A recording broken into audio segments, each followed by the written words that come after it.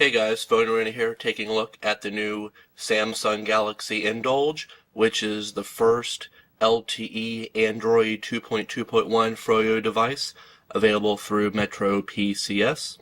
The Galaxy Indulge comes with a 3.5-inch display on the front. Unfortunately, the resolution is pretty limited to only 320 by 480 pixels. Because of this, text and images will look a bit pixelated. We basically notice this majority of the time on web pages. Small text is really jagged and pixelated. You're going to have to zoom in quite a lot there. But in the normal menus and applications, text looks okay, but images have a little bit of a tendency to wash out. Below that you have four standard buttons here for going to the menu, home screen, back, and search. For some reason these aren't illuminated, so at nighttime they're going to be completely black out, so you're going to have to kind of memorize by touch where these are, but that's not too hard to do. Still in all, it would have been nice if these were backlit. One of the nice things about the Galaxy Indulge is it has a sliding QWERTY keyboard, which is a lot easier to use than the on-screen keyboard since it's only a 3.5-inch display.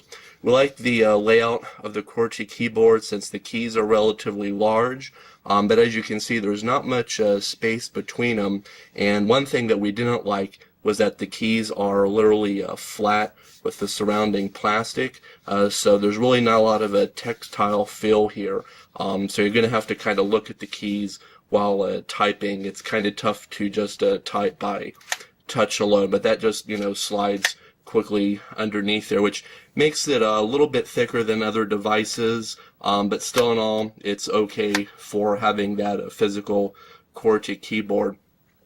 Along the sides of it you have the volume rocker, your 3.5mm headset jack, camera power key, micro USB port, and a two-stop camera shutter key. On the back of it, pretty noticeable 4G emblem with a 3.2 megapixel camera. Also included on the inside is a 4GB micro SD memory card slot that has the Iron Man 2 movie on it. For the construction, you can tell it's made out of all of black plastic. It's kind of a cheapy feeling, even though it does have a pretty good weight. Plastic feels a bit cheap. One thing that we don't like is it's this shiny black, so fingerprints and dust is really going to attract very easily to the background here.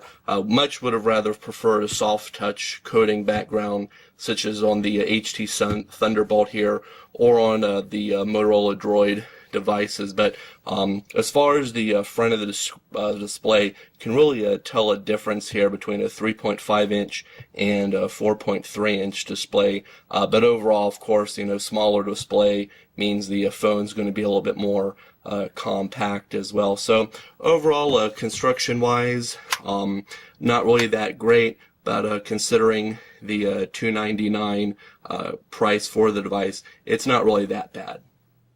For an Android 2.2.1 Froyo device, there really isn't much out of the ordinary here. As you can see, you have the total of 7 home screens that you can swipe between.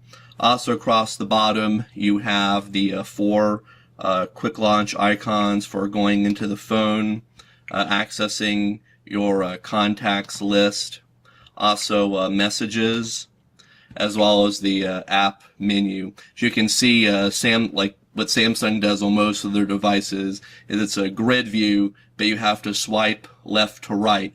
They also, instead of doing them all alphabetical, will install will show the pre-installed applications first, and then ones that you've installed later on. But you can change their layout. You can edit them by moving them around in different spots. There's also the option to change it to a list view on here. So it does give you a little bit of choices. But still, you also have the basic widgets on here. Again, nothing too advanced that you might see on higher-end Samsung phones. Definitely doesn't compete with the widgets that you're going to see on HTC Sense, or even on Motorola phones, such as the Droids that still have some Moto Blur widgets on there. So it's pretty basic here as far as Android is concerned. For going into the mobile web application here, we have the phonearena.com website loaded up. As you can see, since the display is small and doesn't have a really high resolution, small text is going to be pretty small and pixelated. You're going to have to zoom in pretty frequently here for to be able to view web pages. We've also noticed that even though the Metro PCS Samsung Galaxy Indulge is using 4G LTE, the speeds really aren't as fast as what we've got when using the HTC Thunderbolt with Verizon's 4G network.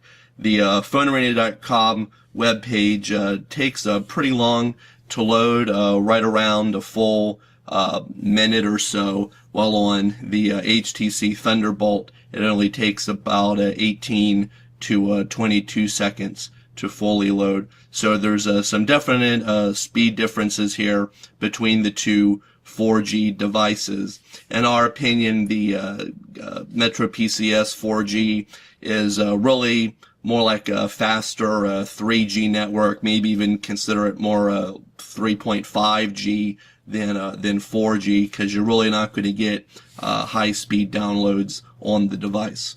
One clear way to show the difference in the speeds is by using the speedtest.net app. On the Samsung Galaxy Indulge, we're getting right around 1 to 1.4 megabits per second on the download speed using Metro PCS's 4G LTE network, while the HTC Thunderbolt gets anywhere usually between 8 to 10 megabits per second on its download speed. So there's once again definite speed difference here, even though they're both 4G networks. Interesting though that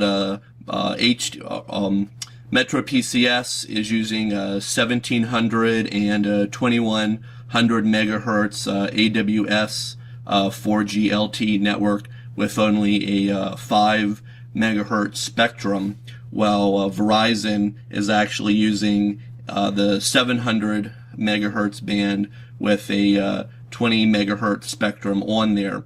So these are both operating at different frequencies and with different allocations of a spectrum. So that's probably the main difference here, why we're seeing such a speed difference between the two devices. Overall, the Samsung Galaxy Indulge isn't that bad of a smartphone for the $299 off contract price, since Metro PCS doesn't do contracts at all. Rate plans go from $40, $50, and $60 a month depending on features, but if you want the unlimited web with 4G, you're going to have to go with the $60 a month rate plan, but of course that also includes unlimited data and voice calls on her as well. Just keep in mind that the 4G speeds you're going to get with the Metro PCS network is going to be pretty closer to 3G speeds, not quite as fast as what you're going to get on Verizon's 4G LTE network. But overall, it's not that bad. We do wish the display was a little bit larger, had a higher WVGA resolution.